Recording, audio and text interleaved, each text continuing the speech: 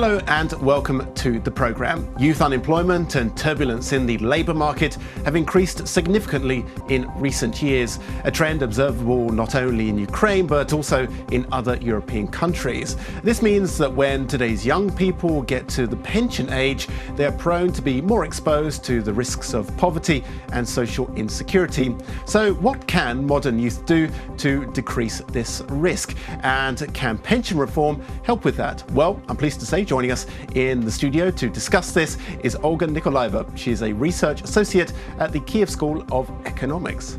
Hello, thank you so much for coming in to our studio. Good evening, thank you very much for inviting. So, for the youth of today, they are in a difficult position because do you think people or the youth of today actually expect a pension even when they get to their 60s or 70s? I have to say, when we were talking to young people, they really expressed an opinion that they maybe should not expect pensions. And they are willing to act as if there are no pensions for them. So I have to say they are really realistic about that. Though in some countries which are more safe in financial terms, they may still consider that the government should save them, something like that. Yeah, to have a cushion there or something. Yes. Actually, we did a lot of research before the interview, and I think a lot of people, especially in Eastern Europe, for example, they have children younger, they have perhaps an apartment, so they share an apartment with their parents for longer. So do you think that across Europe there are differences in how people are prepared to save for their pension and the knowledge that they have? In general,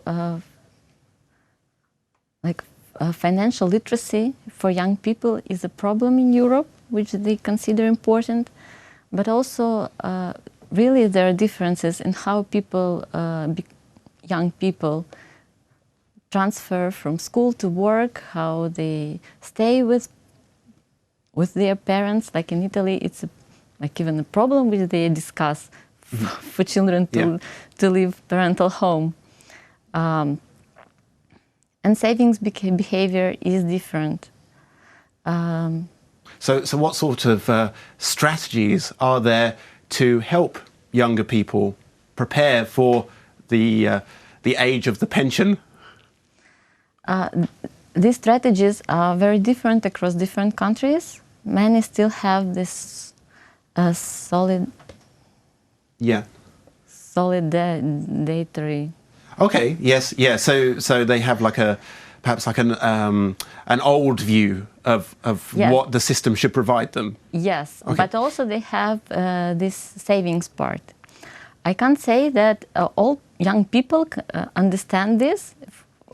We saw these bright examples of young people who just consider, this is too complicated. So they just opt out just because this is a complicated thing. And do you think it is complicated, or is that just an excuse to spend some more money? It's lack of knowledge. For instance, they see example of their parents that it is complicated, but for them, the government prepared another thing, but they do not know about that. Mm. And when you say the government has prepared another thing, what is the government preparing, or how do you think in the future governments will change their approach to pensions? Say, for example, in Ukraine, there's a lot of reforms which are happening at the moment. One of them is pension reform. So yes. How is the government changing and this pension reform system to benefit the younger people, or are they just not?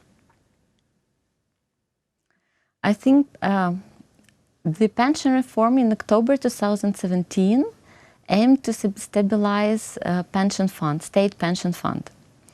This is very important, and probably the most important it is for young people, because this means that they will be able to get at least some pension from the state. Another issue which was written in this law is the introduction of savings part, but compulsory savings part. Do you think that's realistic, though? I mean, do you think that obviously we have this in law, but across Europe you have a growing older population. You have like a triangle. We have older people at the top, and then fewer younger people. In Ukraine, for example, there's a problem of the population decreasing as well. So you have the law, but do you still think it's actually realistic that even in 5 years' time we can imagine even seeing pensions? I think it is a question without simple answer. On the one hand, it was planned since 2004, and it was delayed. Now I see that insurance companies and private pensions funds, they like lobbying it, because like this the law which they trying to push, they are like 50 deputies signed it. Mm-hmm. I'm not sure if all of them understand the importance of this document. So you think that perhaps it was just signed and not really analysed They properly? are not. It has not been voted, but still they like. But so, for they example, still continue, you know, to lobby it. Well, so is there a way that it can be financed, though? Is there a way that these pensions can be financed in the future? These are compulsory savings of people. So people should save compulsory. So it's the law that you have to save money? Yes. Though experts,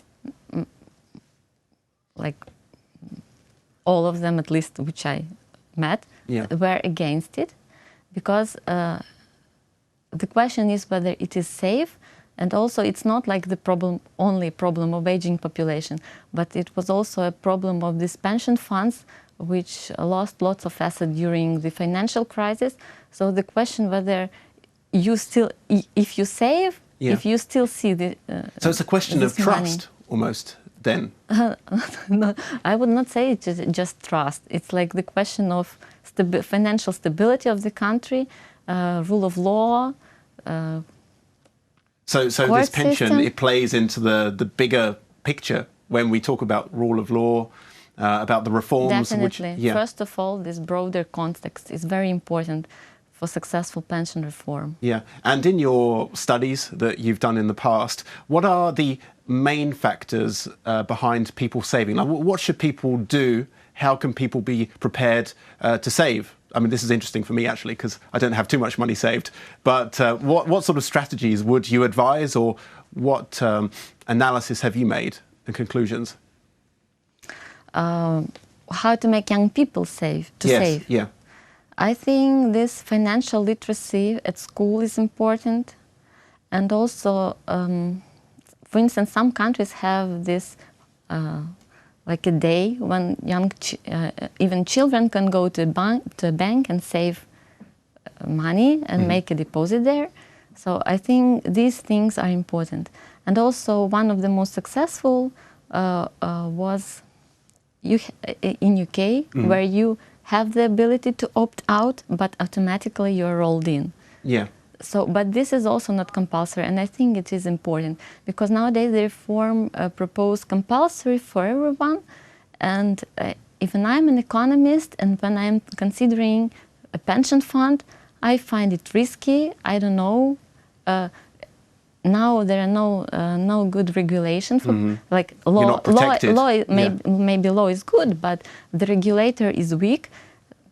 So it's a reliability of a person who invests money to know if the pension fund is good for them. But perhaps also it's about how to make these younger people aware. Before we go any further, we actually have a video. It's from one of the European agencies that backed this video, and it's an animation of one person who's trying to save. So I think we can have a look at that now. Simon has recently finished his training as a painter, but he couldn't find a job and remains unemployed for the first 2 years. In the next 5 years, Simon moves from job to job always having gaps in between his working contracts in which he lives from his savings. The latest employer offers him a permanent full-time job for the legally set minimum wage. Simon marries, founds a family with his wife, and has to invest much of his income in the joint home and the training of his children. As Simon reaches old age, he realizes that the state pension only allows him a rather basic life. Due to his low income, there never has been room throughout his career to make substantive, additional savings that could now improve his living standard. I mean, that's just an extract from the video that you produced for your project, and I'm sure we can put a link to the YouTube account where we can find that. What I thought was interesting is that actually these pension funds rely on the macroeconomics, really. They actually appear to look at inflation, employment levels, all these sorts of things. So instead of focusing on pension reform, do you think that it would be a good idea for the government to focus generally on improving the macroeconomic situation? And what should they focus on if they're going to do this? First of all, it's rule of law. This is the major reform, which is important for the development of the financial markets and also the stock exchange, and because now pension funds they have limited ability to invest. They invest in government bonds and bank deposits. Probably it's safer to invest personally in bank deposits than through the pension fund. So to have the ability to invest, this should be changed. Yeah. Though some experts they mention that Ukrainian credit ratings are really low, and investing in this country is already a risk. So probably we should invest in some other countries as well. Though this is like a bad option for the government. Well, that's when it gets complicated, when you start investing in other countries. Yeah, more safer. Yeah. But hopefully, with the reforms, hopefully you'll have some positive results. Okay, thank you so much for coming into our studio today, and it's been a pleasure to speak with you. Thank you very much. Thank you. That was Olga Nikolaeva. She's a research associate at the Kiev School of Economics. You're watching UA TV.